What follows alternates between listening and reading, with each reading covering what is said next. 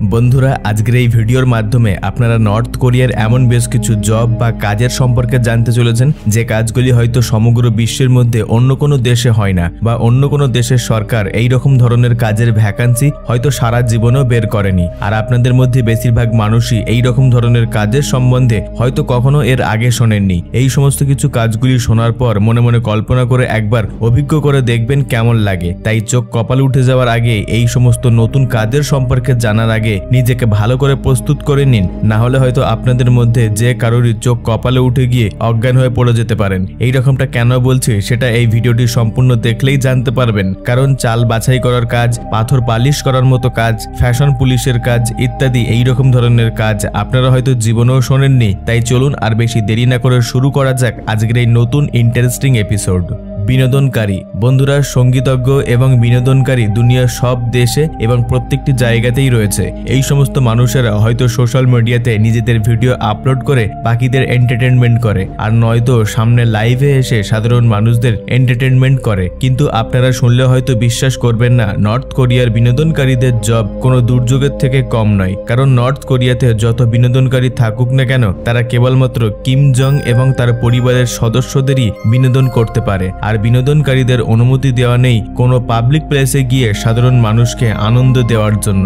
শুধু তাই নয়, সেই বিনোদনকারী নিজেও নিজের ইচ্ছা মতো এমনকি তার পরিবারের কোনো সদস্যদের জন্য কোনো বিনোদন ক্রিয়েট করতে পারবে না। এই সমস্ত বিনোদনকারীদের সকাল থেকে সন্ধ্যা পর্যন্ত তাদের কর্মস্থলে আবদ্ধ করে রাখা হয়। যখনই কিম জনের সেই বিনোদনকারীদের থেকে কোনো গান বা কোনো কিছু বিষয় নিয়ে পারফরমেন্স দেখার ইচ্ছা জাগায়, তখন তাদের সঙ্গে সঙ্গে মঞ্চে হাজির করা হয়। আর যদি এই এই মহাশয়ের সপ্তাহ সপ্তাহ ধরে গান শোনার কোনো অনুষ্ঠান দেখার ইচ্ছা না জাগে, তাহলে তাদের কোনো জায়গায় পারফরমেন্স করতে দেওয়া হয় না। যদিও তারা অন্য কোনো জায়গায় পারফরমেন্স করতে পারুক বা নাই পারুক, সর্বদাই তারা তৈরি থাকে কিম জং এর জন্য বিনোদনের সম্ভার দেখানোর জন্য। তাহলে কল্পনা করে দেখুন একজন সঙ্গীত প্রেমীর বা ক্রিয়েটরের পক্ষে কতটা কষ্টকর হয় প্রতিটা মুহূর্ত।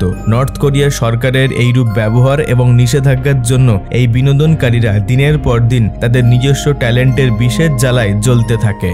চাল পরিদর্শক বন্ধুরা, আপনারা খাবার পরিদর্শকদের সম্বন্ধে হয়তো নিশ্চয়ই শুনে থাকবেন, যারা খাবারের কিছু রসদ বা খাবার কি জিনিস দিয়ে তৈরি হচ্ছে সেই সমস্ত কিছু বিষয়ের উদ্দেশ্যে পরিদর্শন করে থাকে। কিন্তু নর্থ কোরিয়ার এমন একটি পরিদর্শক টিম রয়েছে যারা কেবল চাল পরিদর্শক করে। শুনতে খুবই অদ্ভুত লাগছে, তাই না? শুধু এখানেই থেমে নেই, আলাদাভাবে এক একটি চাল গণনা করার জন্য একটি জব ভ্যাকান্সি রয়েছে। আসলে এই কাজটি কিম জং এর বাবা কিম জং ইল শুরু করেছিল।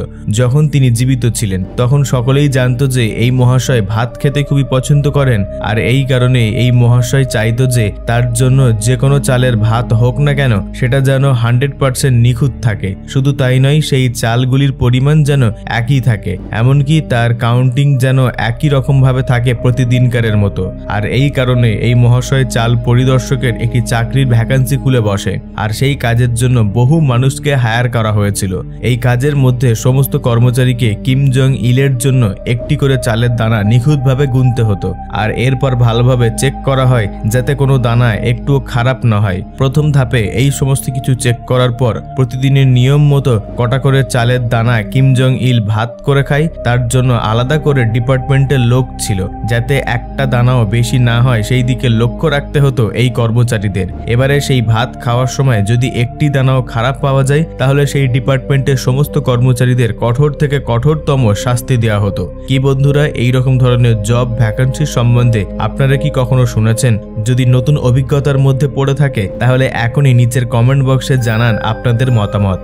হেয়ার কাট বন্ধুরা, এবারও যদি বলা হয় নর্থ কোরিয়ার নাপিতদের কাজের সম্বন্ধে, তাহলে এই কর্মচারীদের চাকরি মোটেও বিপদমুক্ত নয়। কারণ নর্থ কোরিয়ার কোনো নাপিত যদি সরকার নির্দেশিত চুল কাটিং ছাড়া আর নিজের ইচ্ছার কোনো চুলের আকার দিয়ে থাকে, আর এই খবর যদি নর্থ কোরিয়ার সরকারের কানে গিয়ে পৌঁছায়, তাহলে সেই নাপিতের মৃত্যু একেবারে অবধারিত। আপনারা জানলে অবাক হবেন, শুধু নাপিতরাই নয়, এখানকার মানুষেরা নিজেদের ইচ্ছা মতো চুল কাটতে পারে না। এখানকার সরকার কিছু বিশেষ ধরনের চুল তৈরি করার করার কাটিং চার্ট জারি করেছে, আর নাপিতদের সেই হেয়ার কাটিং ছাড়া অন্য কোনো কাটিং করার অনুমতি নেই। এর মধ্যে মহিলাদের জন্য 18 এবং পুরুষদের জন্য 10 রকমের হেয়ার কাট রয়েছে, অর্থাৎ কাস্টমাররা এই লিস্টের বাইরে কোনো হেয়ার স্টাইল করতে পারবে না, আর না পারবে নাপিতরা তাদের ইচ্ছা মতো হেয়ার কাটিং করে দিতে। শুধু তাই নয়, এটা শুনলে আপনাদের চোখ একেবারে কপালে উঠে যাবে যে নর্থ কোরিয়ার কোনো পুরুষ 2 ইঞ্চির থেকে বড় চুল করতেই পারবে না। যদি কোনো পুরুষ সরকারের নির্দেশ মতো চুল না কেটে নিজের ইচ্ছা মতো চুল কাটিং করে অথবা চুল বড় রাখে, তাহলে তাকে কঠোর শাস্তি দেওয়া হয়। এর সাথে সাথে যে নাপিত সেই কাস্টমারদের ইচ্ছা মতো চুল কাটিং করে দেয় তাকেও ঠিক একই শাস্তি দেওয়া হয়। সত্যি এই সমস্ত কিছু দেখার পর একেবারে হলপ করে বলা যেতে পারে নর্থ কোরিয়ার মতো অদ্ভুত এবং জঘন্য দেশ এই দুনিয়াতে আর একটাও পাবেন না। পাথর পলিশকারী। আপনারা ফার্নিচার পলিশ, জুতো পলিশ ইত্যাদি আরো কিছু পলিশ করার কাজের ব্যাপারে তো নিশ্চয়ই শুনে থাকবেন, কিন্তু কখনো পাথর পালিশ করার কাজের ব্যাপারে শুনেছেন? নর্থ কোরিয়ার লিডার কিম জং যে অদ্ভুত অদ্ভুত ধরনের কাজ করে থাকে, তার মধ্যে এই পাথর পলিশ এক অন্যতম অদ্ভুত রকমের কাজ হিসাবে সামিল রয়েছে। 2010 সালে কিছু সাংবাদিক পর্যটক নর্থ কোরিয়ার কিছু জিনিস নিয়ে এক্সপ্লোর করার জন্য গিয়েছিল। যখন সেই পর্যটকগুলি সেখানকার জাদুঘরের বাইরে ঘুরে বেড়াচ্ছিল, তখন তারা এক অদ্ভুত ধরনের দৃশ্য দেখতে পায়। সেখানে একটি বৃদ্ধা একটি বস্তার মধ্যে পাথর জড়ো করে ভর্তি করছিল। এই দৃশ্যটি সেই পর্যটকরা ক্যামেরাবন্দিত করে নেয়, কিন্তু এই সমস্ত কিছু বিষয়ে যখন পর্যটকরা আরো কিছু জানার জন্য সেই বৃদ্ধার কাছে যায়, তখন সেই মুহূর্তে সেখানে কিছু গার্ড চলে আসে এবং সেই বৃদ্ধকে সেখান থেকে সম্পূর্ণ গায়েব করে দেয়। এই ঘটনাটি পর্যটকগুলির কাছে খুবই অদ্ভুত এবং সন্দেহজনক লাগে, যার কারণে তারা এই বিষয়ে অনেক খোঁজ খবর করে জানতে পারে এই বৃদ্ধ পাথর জড়ো করছিল যাতে সেই পাথরগুলিকে পলিশ করতে পারে। এই পাথর পলিশ করা সরকার অনুমোদিত গরিব মানুষদের জন্য উপযুক্ত একটি কাজ ছিল।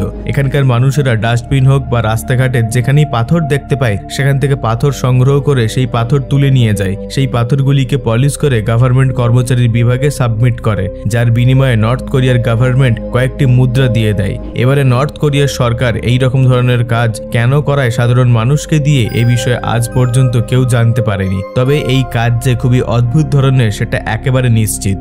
Fashion police.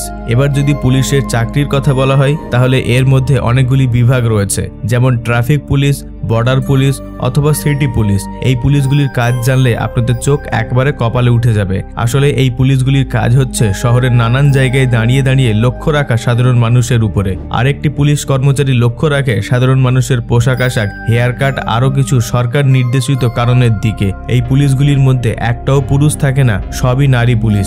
এই নর্থ কোরিয়ার মধ্যে সেই ফ্যাশনগুলি এখানকার মানুষ করতে পারবে যেগুলির উপরে কিম জং অনুমতি দেয়। এবার যদি কোনো মানুষ সরকারের নিয়ম না মেনে নিজের ইচ্ছা মতো হেয়ার কাটের সঙ্গে ফ্যাশন ড্রেস আপ করে থাকে, তাহলে তাকে সেই ফ্যাশন পুলিশ গ্রেপ্তার করে আর তাকে জেলের মধ্যে বন্দী করে দেয়। বেশিরভাগটাই নাপিতরা এই ফ্যাশন পুলিশদের নজরদারিতে বন্দী হয়ে থাকে। শুধু তাই নয়, সম্প্রতি কিম জং জিন্স পরাতেও কঠোর নিষেধাজ্ঞা জারি করেছে। নর্থ কোরিয়ার মানুষেরা তাদের ঐতিহ্যবাহী পোশাক অথবা আর্মি পোশাক পরতে পারে, এর বাইরে অন্য কোনো পোশাক সাধারণ মানুষেরা পরতে পারবে না। সাধারণ পুলিশের নজরে যদি সরকার নির্দেশিত পোশাক আশাক, হেয়ার কাট ইত্যাদি আরো বিষয়ে কাউকে এই রকম দেখতে না লাগে, তাহলে তার জীবনে সেই কালো মেঘ ঘনিয়ে আসে, যার সামনে পড়ে সাধারণ মানুষের জীবন নরকের থেকেও জঘন্য হয়ে যায়। তাই জন্য এখানকার মানুষেরা খুবই ভাবনা চিন্তা করে সমস্ত কিছু করে থাকে, আর ফ্যাশন পুলিশ সর্বদাই তৈরি থাকে সেই খুঁত ধরার জন্য। ভাস্কর্য শিল্প। ভাস্কর্য শিল্পের কর্মচারীরা সমগ্র দুনিয়াতে উপস্থিত রয়েছে।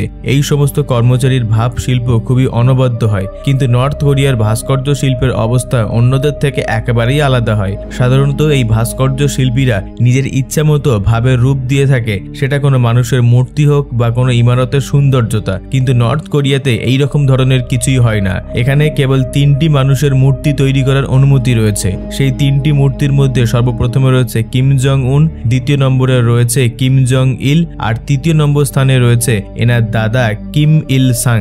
এই 3 জনের মূর্তি ছাড়া মূর্তি তৈরি করা শিল্পীদের জন্য অন্য কারোর মূর্তি তৈরি করার অনুমতি নেই। যদি সেই শিল্পীরা অন্য কারোর মূর্তি তৈরি করে ফেলে নিজেদের ইচ্ছা মতো, তাহলে সেটা কিম জং এর পরিবারকে অপমান হিসেবে ধরা হবে, যার পর সেই ভাস্কর্য শিল্পীকে এবং তার পরিবারের সকল সদস্যদের গ্রেপ্তার করে জেলের গার্ডেদের থাকা অন্ধকূপের মধ্যে বন্দী করা হয় সারা জীবনের জন্য।